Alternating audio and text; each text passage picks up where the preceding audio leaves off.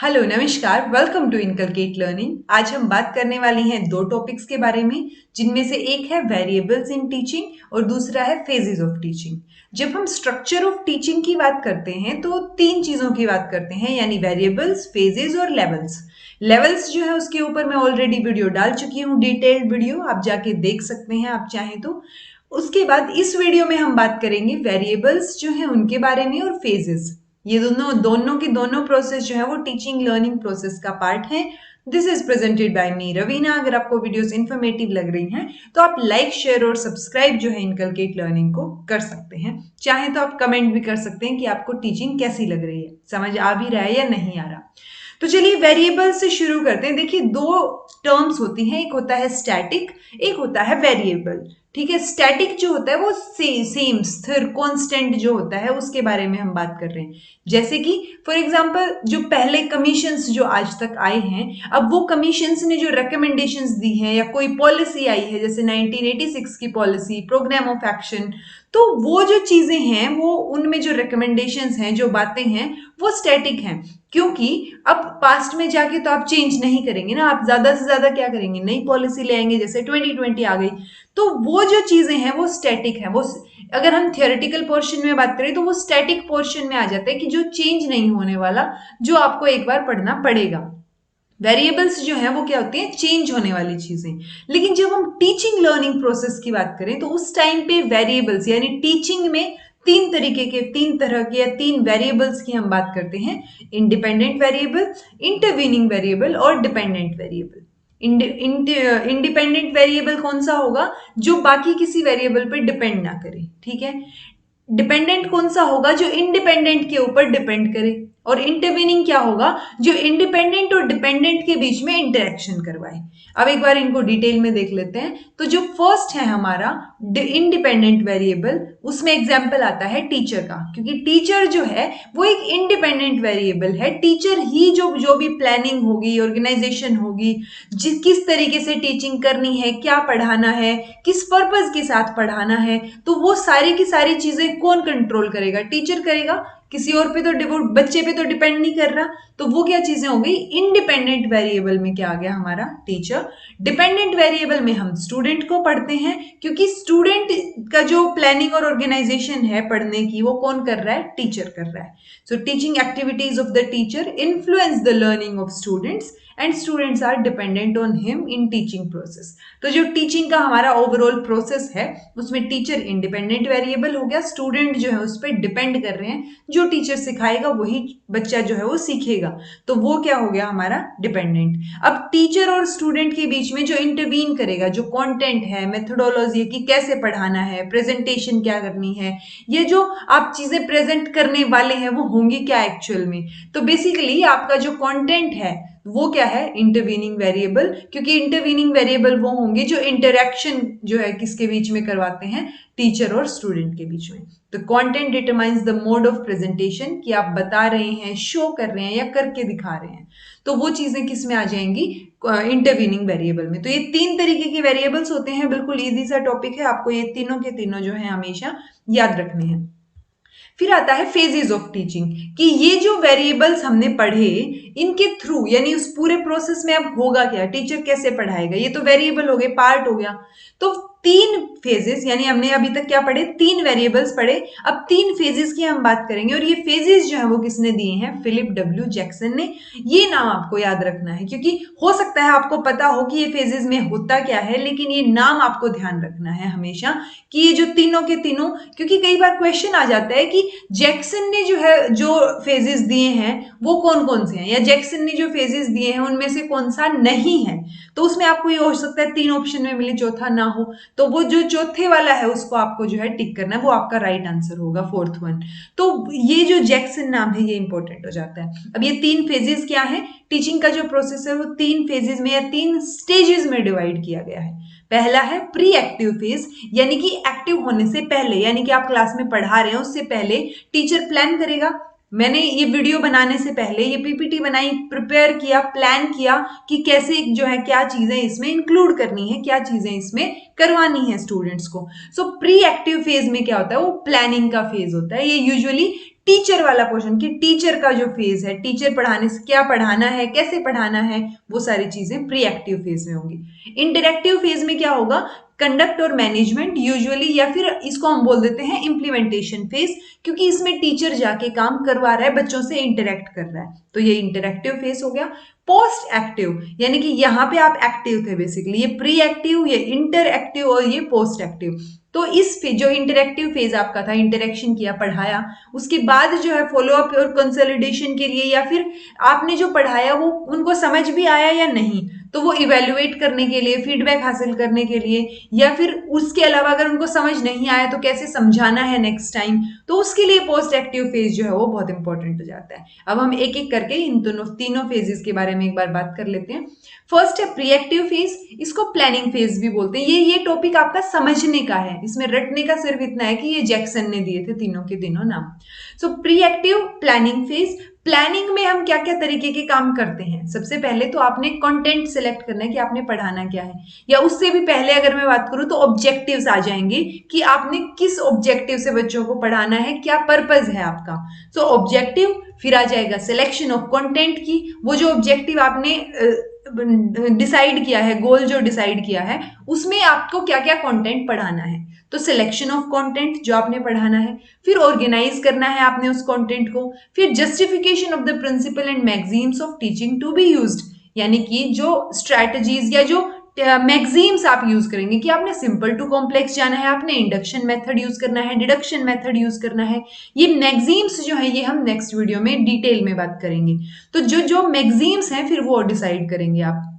Selection of the appropriate of method of teaching, यानी ये of नहीं आएगा, अप्रोप्रिएट मेथड ऑफ टीचिंग आएगा। तो जो आपने अब मैगजीम डिसाइड कर लिया कि आपने पहले सिंपल चीजें बतानी है या फिर आपने डिडक्शन मेथड से करवाना है, तो उसमें आपकी मेथड ऑफ टीचिंग क्या रहेगी कि आप उनको सिर्फ बोल के बताएंगे या फिर आप उनको लिख के समझाएंगे। आपका टीचिंग का मेथड क्या होगा, लेक्चर मेथड होगा, क्योंकि मेथड ऑफ टीचिंग में भी बहुत सारे मेथड्स होते हैं, एक्सपेरिमेंटल मेथड होगा, कौन सा मेथड होगा, तो वो मेथड ऑफ टीचिंग जो है आप डिसाइड करेंगे।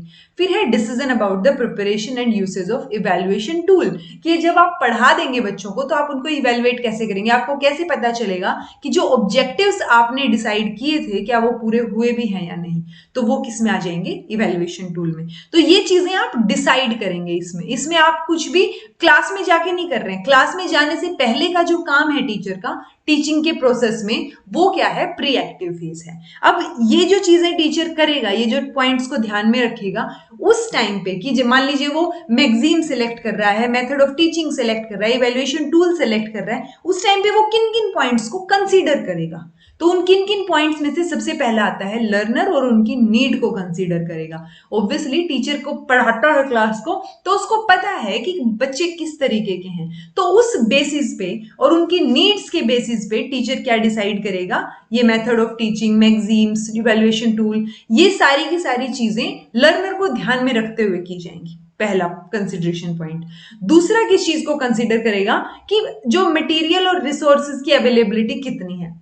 अब आप चाह रहे हैं कि आप केमिस्ट्री का एक्सपेरिमेंट जो है बच्चों को करके दिखाएं, मेथड आपने सिलेक्ट कर लिया एक्सपेरिमेंटेशन, लेकिन लैब में जो है वो केमिकल्स ही अवेलेबल नहीं है, तो वो कैसे होगा। तो अवेलेबिलिटी जो है वो टीचर को ध्यान रखनी है कि ये चीज अवेलेबल नहीं है, तो चलिए आज मैं चार्ट से काम चला लूंगा, जो है प्रेजेंटेशन दे के बच्चों को समझा देंगे। तो आपको वो चीज, टीचर जो है हमेशा इस चीज को ध्यान में रखेगा कि अवेलेबिलिटी क्या है रिसोर्सेज की और मटीरियल की। तीसरा पॉइंट जो टीचर को ध्यान में रखना है वो है time requirement of particular activity. अब आपने सोच लिया कि एक्सपेरिमेंटेशन मेथड से मैं बच्चों को समझाऊंगा या समझाऊंगी, और उस एक्सपेरिमेंटेशन मेथड के लिए आपके पास क्या है, रिसोर्सेज भी अवेलेबल है, लेकिन टाइम नहीं है आपके पास। रिएक्शन को चाहिए 3 घंटे, क्लास होती है आधे घंटे की, 1 घंटे की, तो वो क्या हो गया, टाइम रिक्वायरमेंट जो आपको पर्टिकुलर एक्टिविटी के लिए चाहिए वो आपको ध्यान में रख के चलना है। Strategy need to achieve the objective, तो ये चीज टीचर को ध्यान में रखनी है कि जो आपने ऑब्जेक्टिव डिसाइड किए हैं सबसे पहले, वो ऑब्जेक्टिव के अकॉर्डिंग आपने स्ट्रैटेजी जो है अपनानी है, ताकि उस स्ट्रैटेजी के अकॉर्डिंग आपके ऑब्जेक्टिव्स अचीव हो पाए। क्योंकि टीचर का मतलब लास्ट का जो उनका रिजल्ट जो उनको चाहिए वो तो यही है ना, बच्चे को समझ आना चाहिए। तो अगर उनको समझ ही नहीं आया तो फिर कोई पॉइंट ही नहीं बचा। तो इसलिए प्री एक्टिव फेज में ये कुछ कंसिडरेशन पॉइंट्स हैं जो कि टीचर कंसीडर करेगा जब वो प्लानिंग कर रहा होगा उस टाइम पे। ये हो गया हमारा प्री एक्टिव फेज। जब हम इंटरएक्टिव फेज की बात करते हैं तो इसको इम्प्लीमेंटेशन फेज भी बोलते हैं। जैसे प्री एक्टिव फेज को प्लानिंग फेज बोला था, क्योंकि आपने जो प्लानिंग की है अब फर्स्ट स्टेज में, फर्स्ट फेज में, उस प्लानिंग को आप इंप्लीमेंट करेंगे, आप क्लास में जाके बच्चों को पढ़ाएंगे। अब क्लास में जाते टाइम कुछ चीजें, अब इस पहले हम बात करते हैं कि इंटरएक्टिव फेज में क्या क्या चीजें होंगी। पहला होगा डिप्लॉयमेंट ऑफ स्ट्रेटजीज, कि आपने बेसिकली एक लाइन में अगर मैं समझाऊं तो जितनी प्लानिंग आपने की है वो प्लानिंग को एग्जीक्यूट करने का टाइम आ गया है। आपकी जितनी भी स्ट्रैटेजीज हैं उनको अपनाने का टाइम आ गया है, डायग्नोज करने का टाइम आ गया है लर्नर को, एक्शन और रिएक्शन का टाइम है, यानी कि आपने कुछ एक्शन किया, आपने कुछ पूछा, बच्चे का रिस्पॉन्स कैसा है, फीडबैक कैसा है, तो वो एक्शन रिएक्शन इंटरेक्शन का टाइम जो है वो इंटरेक्टिव फेज आ गया। अब इसमें जो पॉइंट्स आपको ध्यान रखने हैं वो सबसे पहले, क्योंकि ये नॉर्मल चीजें हैं, जब आप अगर इनको थ्योरेटिकल एग्जाम में लिख रहे हैं तो आपको वही चीजें लिखनी है जो आपने क्लास में ऑब्जर्व की हैं।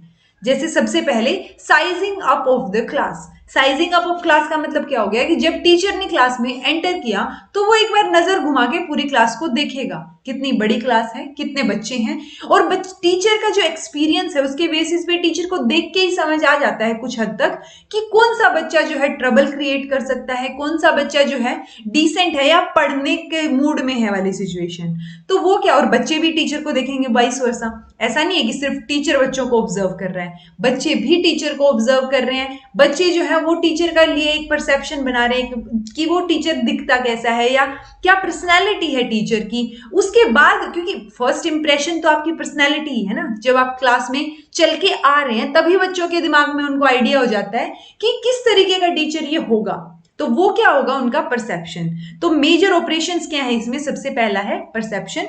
परसेप्शन जो है वो टीचर भी बनाएगा और बच्चे भी बनाएंगे, यानी जब sizing up of the class हुआ उस टाइम पे परसेप्शन बन रहा है कि बच्चे टीचर को देख रहे हैं, ऑब्जर्व कर रहे हैं, और टीचर बच्चों को ऑब्जर्व कर रहा है। टीचर का एक परसेप्शन बना कि ये वाला जो बच्चा है या जो फ्रंट लाइन में जो बच्चे बैठे हैं वो हो सकता है पढ़ने वाले हों या अच्छे ही हों, तो वो एक परसेप्शन है। अब वो जो परसेप्शन बना है बच्चों का टीचर के लिए और टीचर का बच्चों के लिए, वो डायग्नोज होगा। फिर जैसे ही टीचर बोलना शुरू करेगा, बातचीत शुरू करेगा, इंटरेक्शन जैसे ही होगा टीचर और स्टूडेंट में, तब वो डायग्नोसिस वाली चीज आएगी कि क्या एक्चुअल में ऐसा था। फिर है रिस्पॉन्स, कि आप रिस्पॉन्ड कैसा करते हैं, फीडबैक कैसा होता है। तो ओवरऑल ये तीन ऑपरेशंस होते हैं कि पहले आप एक परसेप्शन बनाते हैं, फिर आप डायग्नोज करते हैं कि एक्चुअल में वो चीज वैसी थी या नहीं, आपका परसेप्शन या तो सही साबित होता है या फिर टूट जाता है वो परसेप्शन कि नहीं, मैंने सोचा था कि जिससे सोचा नहीं था वो बच्चा जवाब दे रहा है, वो वाली सिचुएशन। और रिस्पॉन्स में क्या आ जाता है कि जब आप इवेल्युएट कर रहे हैं या फीडबैक ले रहे हैं तो वो रिस्पॉन्स जो होगा कि आपने बीच में, क्योंकि इंटरेक्टिव अगर बच्चे होंगे, जैसे आजकल ऑनलाइन क्लासेस चल रही हैं, तो अगर टीचर एक साइड से बोलने जा रहा है और बच्चे हाँ या ना में भी जवाब नहीं दे रहे, तो वो क्या है, वो रिस्पॉन्स नहीं आ रहा है, वहां पे इंटरेक्शन नहीं हो रहा है। तो रिस्पॉन्स जो है वो हमारा क्या है, तीसरा ऑपरेशन है। अब हमने क्या बात की थी, sizing up of the class, की टीचर नोटिस कर रहा है, लर्नर को जानने की कोशिश कर रहा है, उसके बाद क्या करेगा, अपनी जो स्ट्रैटेजीज है उनको डिप्लॉय करेगा, यानी जो उसने प्लानिंग की थी, पढ़ाने का सोचा था, उस तरीके से वो करवाने की कोशिश करेगा टीचर। फिर है फीडबैक एंड रेनफोर्समेंट। फीडबैक्स के अकॉर्डिंग जो है वो रेनफोर्समेंट या फिर जो है पनिशमेंट वाली चीजें हो सकती हैं। और ये भी क्या होगा, ये जो फीडबैक और रेनफोर्समेंट है ये भी टू साइडेड होगी, यानी कि आपने फीडबैक देखा, और फीडबैक यानी कि आप बच्चे से पूछ रहे हैं कोई चीज, तो अगर वो रिस्पॉन्स दे रहा है और अगर उसने अच्छा रिस्पॉन्स दिया, आपने उसको जो है शाबाशी दे दी, तो उसके लिए क्या हुआ, पॉजिटिव रेनफोर्समेंट हुआ। आपके लिए फीडबैक क्या आया कि बच्चे ने समझने की कोशिश की है। तो फीडबैक और रेनफोर्समेंट जो है वो हम इंटरेक्शन के बेसिस पे डिसाइड करते हैं। ये हो गया हमारा second phase. Basically first phase में आपने प्लान किया, दूसरे फेज में आपने इंप्लीमेंट कर दिया। तीसरा फेज जब हम पोस्ट एक्टिव फेज की बात करते हैं, इसको हम इवेल्युएशन फेज भी बोलते हैं, क्योंकि आपने प्लान किया था फर्स्ट फेज में, सेकंड फेज या सेकंड स्टेज में आपने क्या कर दिया, इंटरेक्ट किया, उस प्लानिंग को जो है इंप्लीमेंट किया। अब आप क्या करेंगे, ये देखेंगे कि आपने जो समझाया है बच्चे को वो समझ भी आया है या नहीं समझ आया, यानी कि इवेल्युएशन फेज, आप उसको इवेल्युएट करेंगे। और इस तरीके की जो है रोजमर्रा की जो इवेल्युएशन है उसको हम क्या बोल देते हैं, कई बार फॉर्मेटिव इवेल्युएशन बोल देते हैं, क्योंकि समेटिव इवेल्युएशन क्या होगी, वो टर्म के एंड में या एक साथ होगी। तो फॉर्मेटिव असेसमेंट जो है वो यहाँ पर होगी, इवेल्युएशन फेज होगा। तो विदाउट इवेल्युएशन जो है टीचिंग वैसे भी इनकम्प्लीट होगी, क्योंकि बच्चे को अगर समझ नहीं आया या समझ आया है तो वो आपको पता कैसे चलेगा, वो इवेल्युएशन फेज में पता चलेगा। So uh match of the objective with the learning outcome. जब भी आप इवेल्युएशन देखें या फिर आप कोई पॉलिसी देखें, तो जब आप उस चीज की सक्सेस को कैसे डिसाइड करेंगे, आप कैसे डिसाइड करेंगे कि कोई पॉलिसी सक्सेसफुल हुई है या नहीं, आप कैसे डिसाइड करेंगे कि आपने जो समझाया है वो सब बच्चे समझने में सक्सेसफुल हुए हैं या नहीं, वो चीज डिसाइड होती है आपके ऑब्जेक्टिव से। जब कोई पॉलिसी बनती है, मैंने आपको, अगर आपने मेरी सारी वीडियोस देखी हो तो उसमें मैंने बहुत बार बताया भी है ये चीज, कि जब आप कोई पॉलिसी डिसाइड करते हैं, बनाते हैं, तो उस टाइम पे क्या होता है, आप कुछ ऑब्जेक्टिव्स निर्धारित करते हैं। तो वो ऑब्जेक्टिव्स जो आपने डिसाइड किए हैं, आप उन ऑब्जेक्टिव को अचीव कर पाए या नहीं कर पाए, उस बेसिस पे आप डिसाइड करेंगे कि वो पॉलिसी सक्सेसफुल थी या नहीं। ऐसे ही इवेल्युएशन फेज में आप जो इवेल्युएट कर रहे हैं, आप उन पॉइंट्स के ऊपर बच्चों को इवेल्युएट करेंगे जो आपने ऑब्जेक्टिव्स डिसाइड किए थे।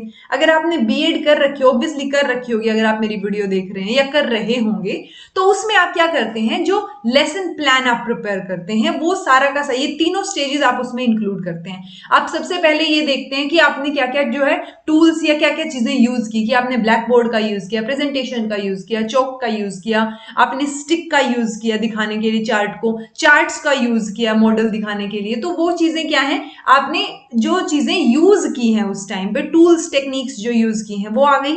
उसके बाद आप ऑब्जेक्टिव्स मेंशन करते हैं कि ये वाला जो लेसन है, इसको पढ़ने के बाद बच्चा जो है इन चीजों के आंसर दे पाएगा। तो वो आप क्या लेके चल रहे हैं, एक ऑब्जेक्टिव, एक एक्सपेक्टेशन लेके चल रहे हैं। इवेल्युएशन में आप क्या करेंगे, उस एक्सपेक्टेशन को पूरा होते हुए देखेंगे कि अगर हुई है या नहीं हुई। तो वो क्या हो गया कि आप लर्निंग आउटकम को ऑब्जेक्टिव के बेसिस पे डिसाइड करेंगे कि आपने जो ऑब्जेक्टिव डिसाइड किए थे वो लर्निंग आउटकम से मैच करते हैं या नहीं करते। अप्रोप्रिएट टेस्टिंग डिवाइस जो है आप इसमें यूज करेंगे, कि आप जो है आपने पढ़ा दिया, लास्ट में आप सिर्फ ओरल जो है टेस्ट ले रहे हैं, या फिर आप क्या कर रहे हैं, बच्चों से लिखवा के देख रहे हैं, रिटन टेस्ट ले रहे हैं, एक दूसरे से नोटबुक चेक करवा रहे हैं। तो बेसिकली वो टेस्टिंग डिवाइस होंगी आपकी, कि आप किस तरीके से टेस्ट उनका लेना चाहते हैं। फीडबैक और टेस्टिंग जो है वो पोस्ट एक्टिव फेज में आ जाता है या फिर इवेल्युएशन फेज में आ जाता है। Change in strategies accordingly. तो अब अगर बच्चे को समझ आ गया तो आपका ऑब्जेक्टिव वैसे भी अटेन हो गया, बात खत्म, next time next lesson plan. लेकिन अगर बच्चे को समझ नहीं आया तो उस टाइम पे आप क्या करेंगे, आप स्ट्रैटेजीज को चेंज करके उसको समझाने की कोशिश करेंगे कि नहीं, आप जो बोल रहे हैं वो थोड़ा सा गलत है, मैंने जो समझाया आपको वो ये समझा रहे थे, तो आप किसी और तरीके से उसको समझाने की कोशिश करेंगे, अपनी स्ट्रैटेजीज में जो है वो बदलाव लेकर आएंगे। तो ये दो चीजों के बारे में हमने आज बात की, वेरिएबल्स जिसमें हमने टीचर, स्टूडेंट और कंटेंट की बात की, उसके बाद हमने 3 फेजेस की बात की, पहले प्लान किया, फिर इंप्लीमेंट किया और फिर इवेलुएट किया। तो जब टीचिंग की बात आती है, टीचिंग की फील्ड की बात आती है, तो ये 6 के 6 पॉइंट्स जो हैं, 3 फेजेस और 3 वेरिएबल्स बहुत इंपॉर्टेंट हो जाते हैं। So this was all about today. Thank you so much for watching.